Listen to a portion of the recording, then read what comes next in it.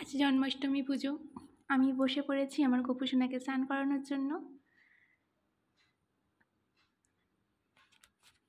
গোপুসোনা স্নানের জন্য যা যা লাগে, যতটা আমি জানি, যতটা আমার পক্ষে সম্ভব হয়েছে, আমি সবটাই রেডি করে নিয়ে বসেছি।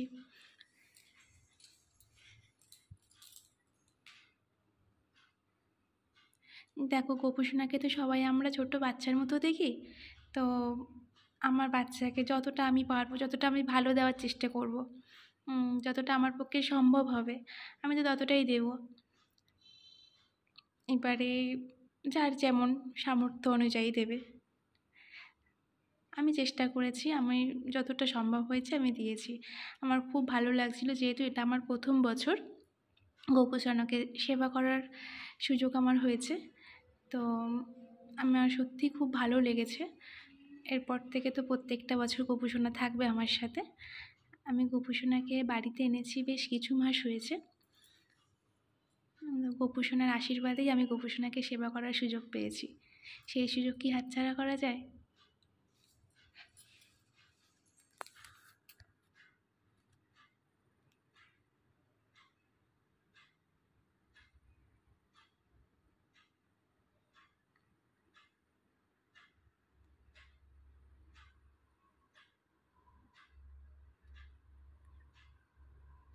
মনে হচ্ছিল একটা ছোট্ট বাচ্চাকে স্নান করাচ্ছি।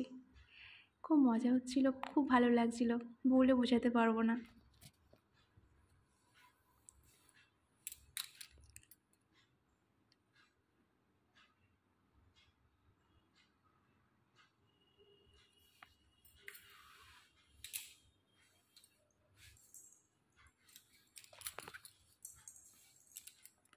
শেষের দিকে আমি একটু ফলের রস দিয়েছিলাম, যার কাছে যে ফল থাকবে সেই ফলের রস দেওয়া যাবে।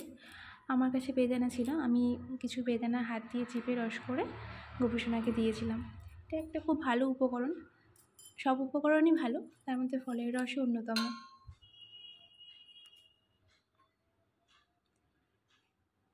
তুলসী পাতা, ফুল দিয়ে, গঙ্গা জল দিয়ে সবশেষে স্নান করিয়ে দিচ্ছিলাম। কি ছোট ছোট হাত, ছোট ছোট পা, একদম ছোট্ট বাচ্চার মতো। গোপুসোনা স্নান হয়ে গেছে, এবার গোপুসোনা রেডি হবে। একটা নতুন জামা কিনেছিলাম গোপুসোনার জন্য, হলুদ রঙের, যেহেতু জন্মাষ্টমী, হলুদ রঙের পোশাকটাই খুব ভালো লাগবে। আর গোপুসোনার হলুদ রঙ খুব পছন্দ।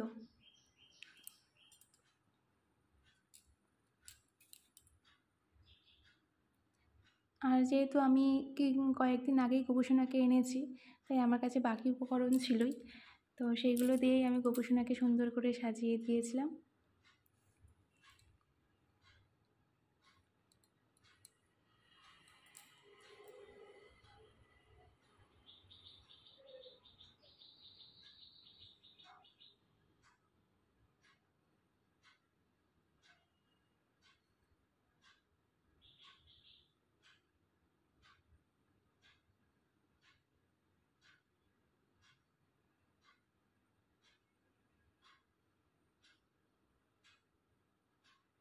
ছোট বাচ্চাদের সাজাতে কি ভালো লাগে, তাই না? আমারও খুব ভালো লাগছিল। গোপুসোনার সাজ প্রায় কমপ্লিট।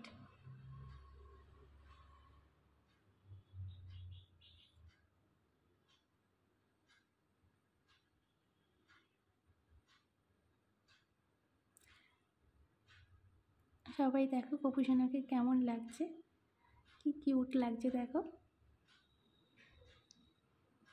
ছোট্ট বেবি।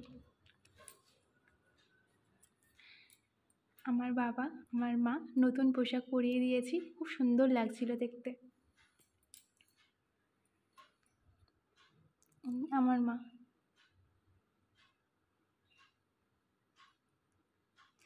আমি সমস্ত আয়োজন করে বসে আছি, ঠাকুরমশাই এখনও আসেনি, ঠাকুরমশাই এলেই পুজো শুরু হবে। আমি সমস্তটা জোগাড় করে ওয়েট করছিলাম।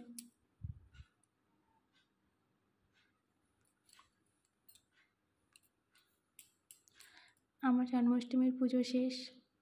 কেমন লাগলো তোমাদের? আমার পুজো, সবাই কমেন্ট করো।